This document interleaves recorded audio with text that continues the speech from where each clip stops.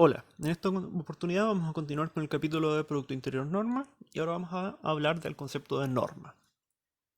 Bueno, similar a lo que ocurrió antes, la norma va a ser una operación que toma vectores del espacio y nos devuelve un número que es mayor o igual a cero.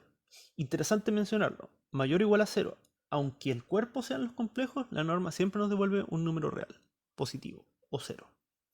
Bueno, la norma se denota de esta forma, así como dos rayitas a la izquierda, dos rayitas a la derecha del vector. Y para que sea una norma, esta operación debe satisfacer estas cuatro propiedades o axiomas de norma. La primera nos dice que la norma de cualquier vector es mayor o igual a cero, que eso es lo mismo que decía acá arriba, que el codominio sean los mayor o igual a cero. La segunda nos dice que la norma de un vector es el nulo si y solamente si, o sea, es el cero, si y solamente si el vector es el nulo. O sea, el único que tiene norma cero es el nulo. La tercera nos dice que si tomo un escalar y tomo un vector, entonces la norma del producto por escalar es el módulo complejos, en los reales es lo mismo que el valor absoluto, del escalar multiplicado por la norma. Y hasta aquí vamos bastante similar a lo que ocurría con producto interior y con las transformaciones lineales, porque en cierta forma podemos sacar el escalar afuera, pero aquí pero con la suma es distinto, porque si la norma de la suma es menor o igual a la suma de las normas. Esta es en general la propiedad más difícil de verificar. Para que tengamos una idea, el objetivo de las normas es, hasta cierto punto, determinar qué tan lejos está algo del origen, qué tan grande es un vector. La norma euclidiana, que es la que probablemente ya conocen de física, nos decía qué tan largo era ese vector. Pero esa no siempre es la mejor noción de distancia que nos interesa. Por ejemplo, si estamos en una ciudad, la distancia en línea recta no nos es útil porque lo que nosotros tenemos que caminar o manejar está determinado por la distancia siguiendo las calles. Por ejemplo, si yo estoy en A y quiero llegar a B, la distancia en línea recta no se traduce en nada que me interese a mí. Porque lo que yo tengo que hacer es primero moverme 2 cuadras a la derecha y después una cuadra hacia arriba en el mapa. Para llegar a C lo puedo hacer de varias formas. Puedo, por ejemplo, primero bajar uno y después moverme 4 hacia la derecha, o puedo moverme 4 a la derecha y después bajar, o puedo ir moviéndome hacia la derecha y en algún punto bajar. Hay varias formas de hacerlo, pero todos ellos son igual de rápidos. Y otras opciones son desviarme, pero esas no me ayudan, tomar caminos más largos. Bueno, entonces, ¿qué ocurre? ¿Qué tan largo es este camino que voy a seguir? Que no es la distancia directa, sino que es el que voy a seguir. Va a coincidir con cuánto me muevo horizontalmente en el mapa más lo que me muevo verticalmente. Y como es una suma, puedo primero ver vertical, después puedo ver horizontal. No importa. Por supuesto, no me interesa si es que voy de derecha a izquierda o arriba a abajo, porque la distancia que voy a recorrer es exactamente la misma. Y entonces, esto se traduce en lo que se conoce como la norma de Manhattan. Que, ¿cómo se define? Si tomo un vector, su norma de Manhattan, o la norma, va a ser la suma de los valores absolutos de cada una de las componentes de este vector. Para nuestro ejemplo, la posición relativa de nuestro destino va a estar definida por dos componentes. La primera es en el eje horizontal y la segunda en el eje vertical. Por ejemplo, B está, si yo estoy en A, B está 2 a la derecha y 1 hacia arriba. O sea, su posición relativa es 2,1. Mientras que C tengo que horizontalmente moverme 4 hacia la derecha y después tengo que bajar 1. O sea que su posición relativa es 4, menos 1. Entonces la distancia hacia B sería 2 más 1 y hacia C sería 4 más 1. Porque aunque es hacia abajo y aunque la componente sea menos 1, es el valor absoluto. Y eso por supuesto coincide con lo que yo de verdad voy a tener que recorrer. Bueno, veamos que se cumplen los axiomas de norma.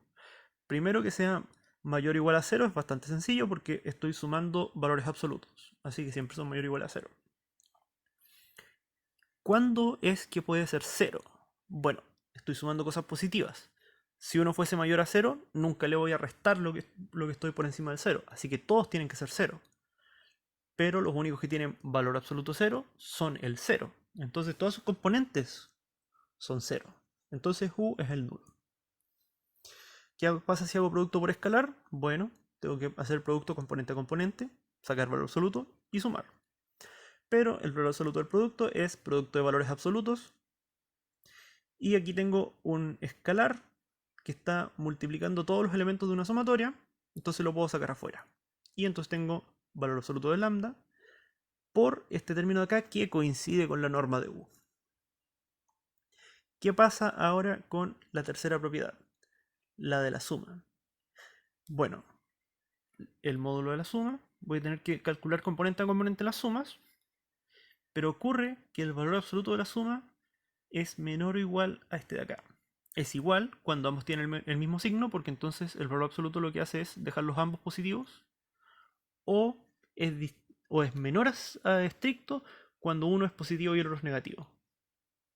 Si no están claros con estas propiedades, los insto a probar con algunos ejemplos y se van a dar cuenta rápidamente de cómo funciona esto. Bueno, pero entonces ahora la sumatoria me queda la sumatoria de este término de acá que está sumado. Y eso, como sabemos, puedo separarlo en dos sumatorias, de UI y de BI, pero este término de acá es la norma de U y este de acá es la norma de B. Entonces, coincide. Esta propiedad, la de cómo se trabaja con la suma, o sea, se conoce en general como la desigualdad triangular. Después vamos a tener una idea más clara de por qué la idea de triangular. Bueno, otras normas son las normas que son inducidas por un producto interior. Que si tengo un espacio vectorial con un producto interior, puedo definir una norma como la raíz cuadrada del producto consigo mismo. Y esto es en efecto una norma. Veamos qué lo es. Bueno, la norma de U va a ser producto consigo mismo. Producto consigo mismo ya sabemos que aunque sean complejos siempre me da un real positivo o cero. Y la raíz cuadrada conserva que sea mayor o igual a cero, por supuesto. ¿Qué pasa cuando es cero? Bueno, si cero es igual a la raíz cuadrada de algo, entonces lo que está adentro tiene que ser cero, porque es el único, el cero es el único que tiene raíz cuadrada cero.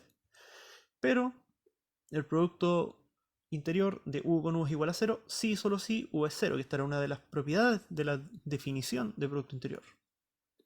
¿Qué pasa si hago producto con escalar? Bueno, tenemos que ir haciéndolo de a poco. Va a ser la raíz cuadrada del producto de lambda U por lambda U. Recordamos que del primer término del producto lo puedo sacar el escalar afuera. Tenemos la propiedad además de que del segundo lo puedo sacar si es que sale conjugado. Sabemos que lambda por lambda conjugado es el módulo al cuadrado de lambda.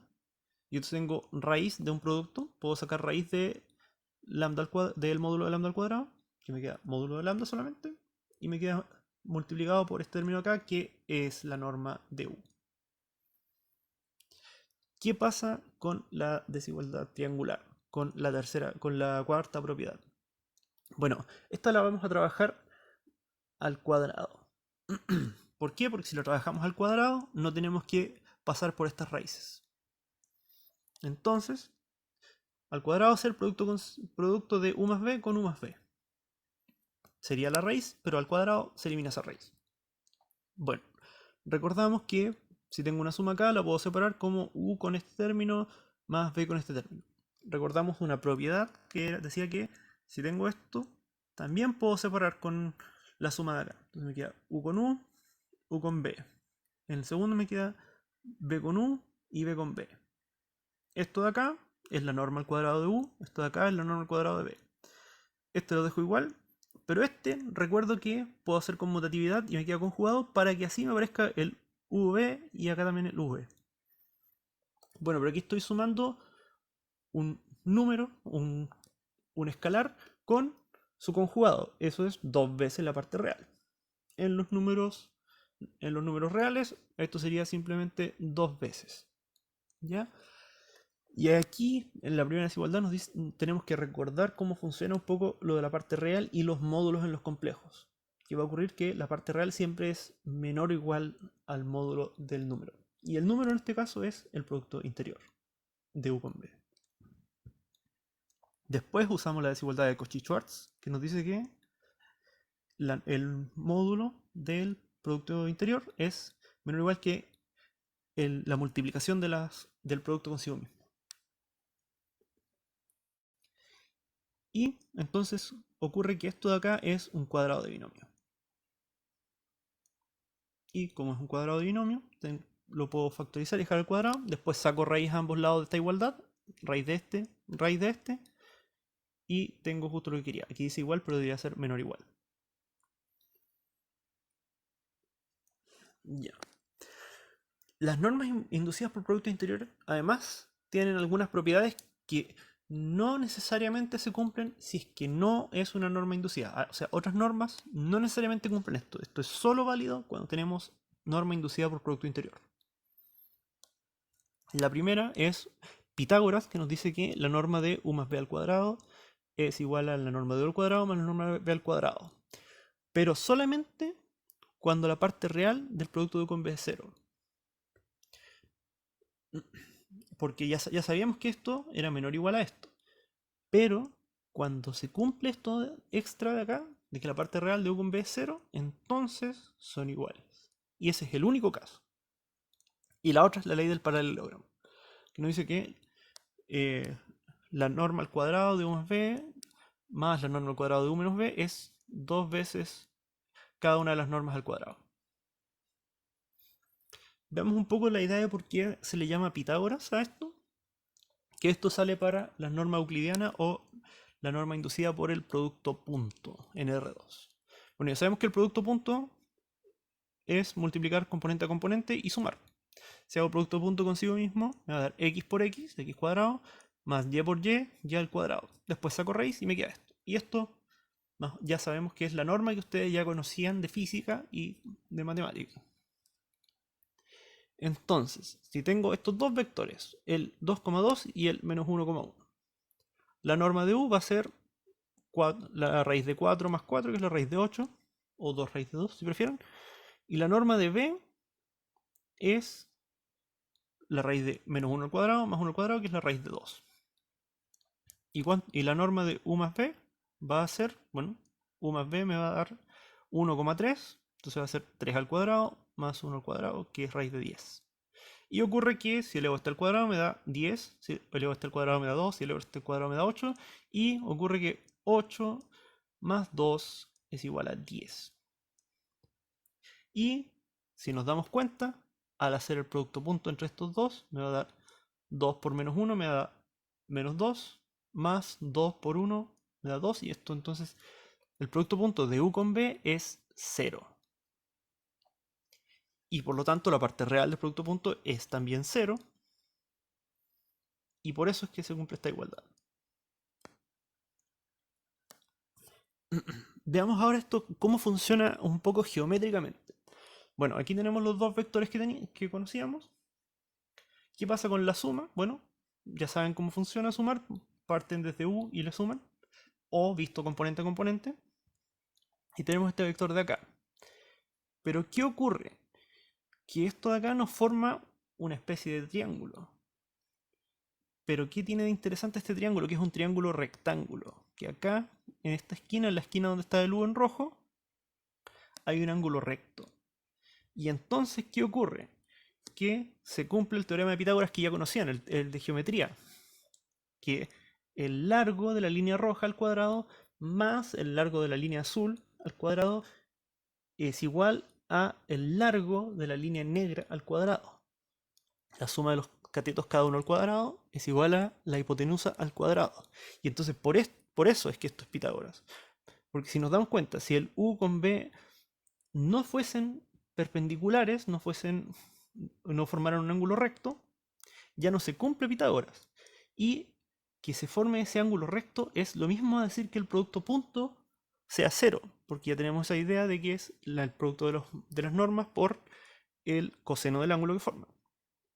Entonces, por eso es que se le llama Pitágoras. En lo que se refiere a la ley del paralelogramo, en los apuntes aparece un ejemplo que pueden revisar para que vean cuáles son la utilidad o cómo se trabaja con estas cosas. Bueno, lo vamos a dejar hasta acá. Muchas gracias por su atención.